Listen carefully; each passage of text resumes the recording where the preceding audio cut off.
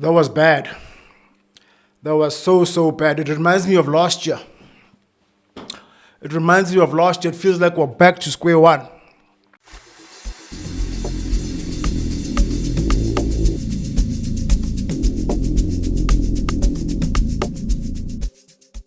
What's going on, everybody? It's your boy Leti Letolo. You're watching the Bias Reporter. Kaizer Chiefs lost to Stellies in the Carling Cup knockout competition. We lost 5-4 to penalties. The game ended in a 0-0 draw.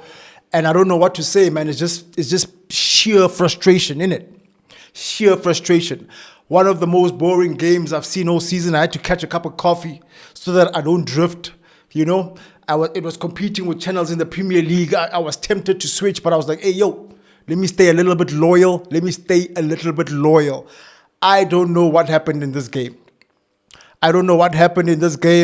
Before we get to the chaos with the coaches and the technical team, let's just start up with the lineup. The lineup it is what it is. This is the lineup we almost expected. We don't really make changes.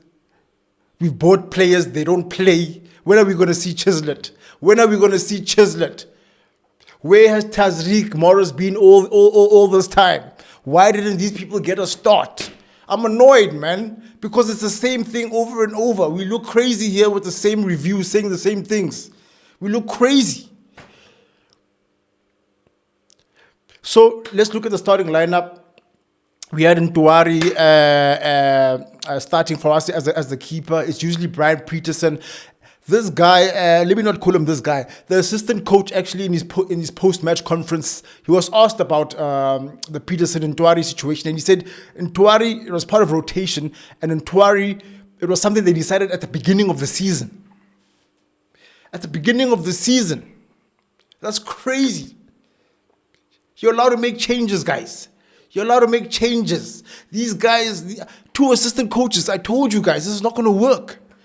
This is Buku. Who has the final say? Who has the final say when people can't come to a conclusion? Anyway, Ntwari was in goal. On the right was Solomons, as we expected. Next to him was Quinica. He's been very solid these days. He can even shapa you with a tata. Hey, when a defender can shapa you with a tata, you know this. You know he's golden.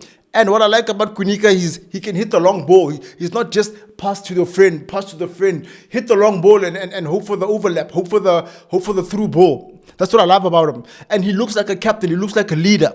Next to him, Miguel. What can I say about Miguel? Miguel is Miguel, right? And on the left, it's steady Eddie Cross. I like Cross because he's got IQ. He doesn't have as much pace as Solomon's on the right, but he's got IQ. He rarely loses the ball. He's got decent ball control. He pushes forward when he needs to, and he stays back when he needs to. I love that, right? Mtetra the bull. Mtetra's doing the number this season. He's improving. I can't even tell you how much he's improving. This guy, he was actually asked in the post-match conference about Mtetra, Cedric Kaizer. And he was asked, look, what's going on with Mtetra? Why he looks to be improving? Can you tell us the difference? He's like, no, Mtetra's like a girlfriend. Sometimes you need to hug him and tell him that you love him. And it's quite a crazy analogy, but he's like, no, he's like a girlfriend. Sometimes you need to talk to him. Sometimes you need to hug him. By the way, I feel Serino is exactly like that. I feel Serino, you need to tell him that he's good. You need to tell him that he can do this. Nevertheless, next to Mtetra, we started Ngobo. Fine, it's what we expected. Ngobo was taken off at halftime, but anyway, he started. In the middle was Chabalala, as we expected. Next to him was Pule Modi. Pule Modi seems to be getting better. So you can't argue him starting. On the right is Lelepo. I felt Lelepo was very he wasn't himself. I felt like the game before, when the people asked for him to be substituted, really hurt his feelings. So he wasn't the happy-go-lucky. He'll still shoot from anywhere, but he wasn't the happy-go-lucky guy that we know. And obviously, the number 9 is Mayo. We're all hoping that he can sort of score a goal and, in order to rectify his mistake that cancelled out Pule's goal. But the past is the past. It's fine. So look, guys, this game, I don't know what was going on. These guys started off with the team. Stellenbosch started off with their B team basically. They started off with their B team in a sort of low block. The game was so frustrating, for lack of better words. We had a couple of chances here and there. Mayo struck the pole. Lelepo tried to score from an acute angle, from a tight angle. Solomons had a shot when he burst into the midfield and it just went over the bar. Look, man, I was wrong. I predicted a 3-1. I was offered completely. I was offered completely, and I hold my hands up. I thought this was going to be one of those games where we raise from the ashes and just start afresh, a new beginning. Boy, was I wrong, right? And look, the game was sloppy. Interplay wasn't there between Chiefs, the Chiefs players. If I compare this game to the Amazulu game, it was night and day. It was night and day. We were sloppy. We couldn't string passes together. The relationship between Mayo, between Lelepo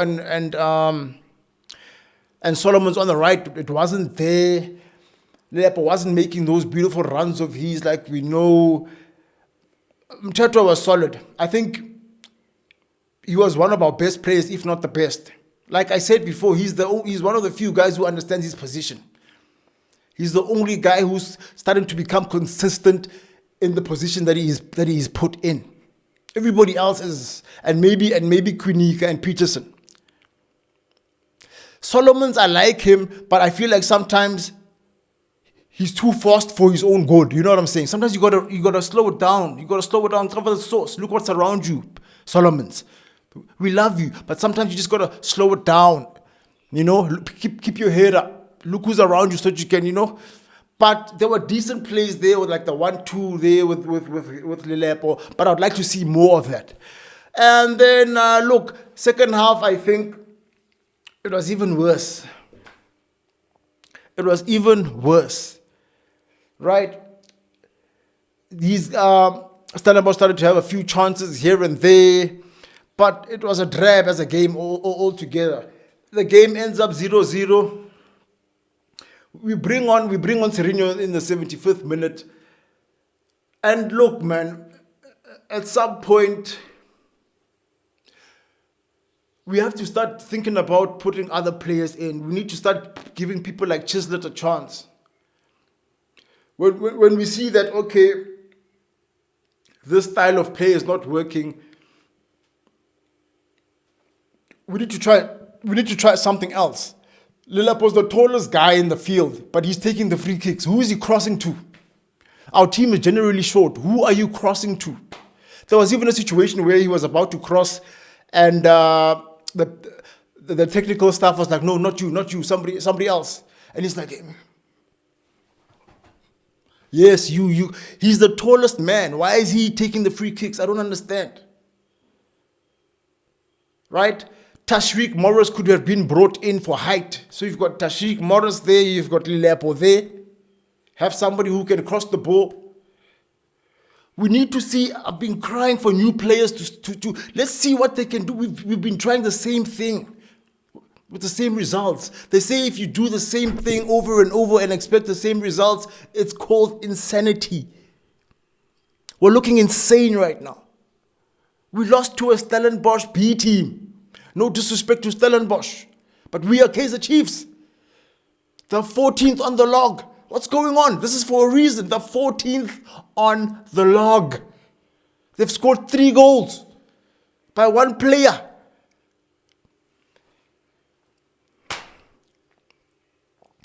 The game management was just awful. It was just awful. Substitutions were late. And I'm getting this feeling, Guti, these coaches are only substituting when the fans say so. It could either be a crazy coincidence, or we're substituting only when the fans start to chant and say, "Hey, get this man out," or do something different because what we're looking at now is not working. Right, guys? If you've ever needed a coach, it was now. We need a coach tomorrow because these guys don't know what's going on. They didn't come in with the mindset of being a coach. This Nabi thing threw us all off. It threw us all off. And if this situation keeps happening, of these coaches and the game management and the substitutions, late substitutions, wrong substitutions, keep starting lineups where players don't deserve it. If this keeps going on, sooner or later we have to start looking even above. We have to start looking at Bobby and Kaizer and whoever else is in the technicals or who's in the management. I apologize. Because they are employees themselves. So if employees are not doing what they need to do, you need to look at the bosses in it. Chaos over here. The chaos with these guys, right? First of all, Mukobori gets a red card in the extra time. So we have 15 minutes to do something against 10 men. When I tell you it didn't look like we had it in us, I don't understand. Assistant coach Cedric Kazi in the post-match, right? He's talking about we're playing a lot of games this season. Games are coming thick and fast. So it's also taking a toll on players. First of all, everybody's playing a lot of games. Sundowns is playing a lot of games. Pirates is playing a lot of games. And they are absolutely doing what they need to be doing. Right? Respect. I know they are the rivals, but reality is reality. Sometimes you got to applaud the real. Sometimes if it's good, it's good. And you have to say so. I understand rivalry, but hey, if somebody's better than you, you just have to admit, hey, they are better. I can see it in it. So, and another reason, if we're playing too much and it's starting to take a toll on the players, so why don't you, he's talking about rotation, he's rotating a keeper. Why don't you put Chislett in? Why don't you put Tashreeq Morris in? Try something, man. We laugh at Clive Barker for always changing his formation and being 14th, but why don't we try something different? Right? There's a situation where, first of all, he brings Tashreeq Morris, who hasn't played all season. Not only has he not played all season, he hasn't played all game. He brings him on like 4 minutes before we go to penalties. He brings him on. He is cold. He's cold. He hasn't warmed up.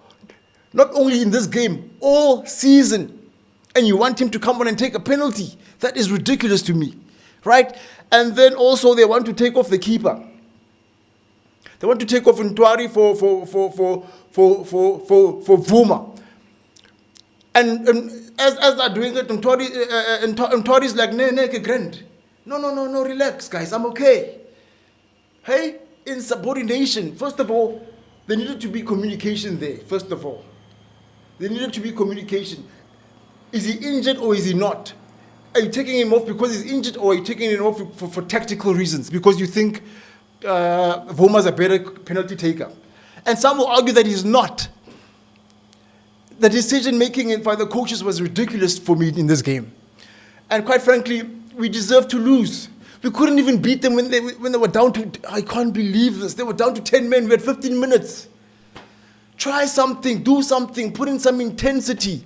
Akechani, these guys know how to be organized, but if we can't beat a 10-man Stellenbosch team who are 14th